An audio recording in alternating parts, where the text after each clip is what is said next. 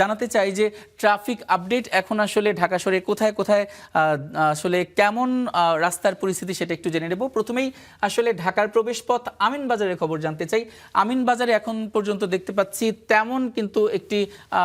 তেমন আসলে যানজট নেই, তবে গাবতলীর যে পয়েন্টটা রয়েছে আমিনবাজার থেকে গাবতলী ঢোকার সেই পয়েন্টে কিন্তু বেশ খানিকটা জ্যাম রয়েছে। তারপরে যদি বলি মিরপুর রোড ওই দিক থেকে মিরপুর 1 নম্বর এবং থেকে 10 নম্বর যাওয়ার পথে বেশ খানিকটা বেগ পেতে হবে। 10 নম্বর কিন্তু গোলচত্বরের আগে বেশ খানিকটা জ্যামের আমরা একটু চিহ্ন দেখতে পাচ্ছি যে সেখানে কিন্তু জ্যামের সাইন কিন্তু আছে। তারপরে যদি বলি ওই দিক থেকে শেরে বাংলা যদি আমরা মোহাম্মদপুরের দিকে যাই, যে মিরপুর রোড দিয়ে 1 নম্বর রোড দিয়ে, তাহলে কিন্তু মোহাম্মদপুরের ওই রোডটাতে গাবতলী থেকে মোহাম্মদপুর যাওয়ার যে কল্যাণপুর হয়ে মোহাম্মদপুর যাওয়ার যে রোডটা সেখানে কিন্তু বেশ যানজট কিন্তু দেখা যাচ্ছে।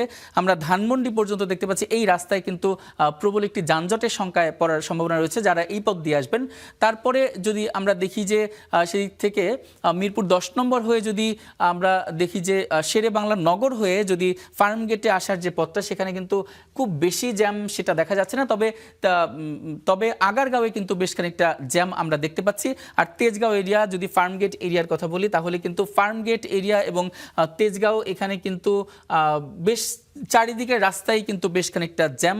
যদি বলি ফার্মগেট তেজগাঁও থেকে ফার্মগেট আসার পথে কিন্তু দীর্ঘ একটি যান দেখা যাচ্ছে। তারপরে যদি বলি মালিবাগ এরিয়াতেও কিন্তু বেশ খানিকটা জ্যাম রয়েছে। তারপরে যদি বলি টিকাটুলি হয়ে যদি আমরা একটু মতিঝিলের দেখি মতিঝিলে কিন্তু খুব একটা জ্যাম দেখা দিচ্ছে না। তারপরে আরেকটা ব্যাপারে যাত্রাবাড়ি, ঢাকার আরেকটি যদি বলি যে প্রান্ত যাত্রাবাড়িতে কিন্তু এখন পর্যন্ত বেশ খানিকটা জ্যাম দেখতে পাচ্ছি। তো ওই পথ যারা অবলম্বন করবেন একটু জানিয়ে রাখতে চাই। আবার যদি একটু ব্রিফ করতে চাই যে ঢাকার গাবতলী থেকে জ্যাম নেই, কিন্তু তারপর মোহাম্মদপুর হয়ে ফার্মগেট এবং তেজগাঁও, মালিবাগ এবং আরেকটা যাত্রাবাড়ি এবং আরও যে পয়েন্টগুলো বললাম শেরেবাংলা নগর বেশ খানিকটা কিন্তু জ্যামের প্রকোপ আজকে সকাল থেকেই দেখা দিচ্ছে।